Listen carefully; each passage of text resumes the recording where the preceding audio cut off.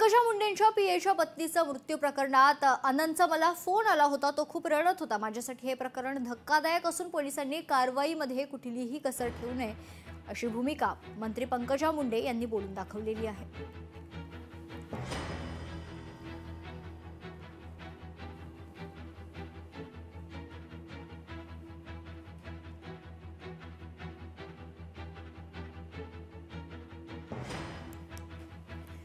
तर आता मंत्री पंकजा मुंडेंच्या पीएच्या पत्नीच्या आत्महत्या प्रकरणावर स्वतः मंत्री पंकजा मुंडे यांनी प्रतिक्रिया दिल्या। आनंदचा मला फोन आला होता, तो खूप रडत होता।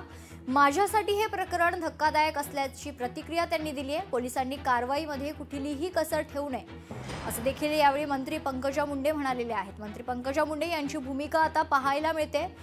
मंत्री पंकजा मुंडे यांच्या पीएच्या पत्नीनं आपल्या राहत्या घरी गळफास घेऊन आत्महत्या केली आणि आता या प्रकरणावर स्वतः मंत्री पंकजा मुंडे यांनी प्रतिक्रिया दिली आहे।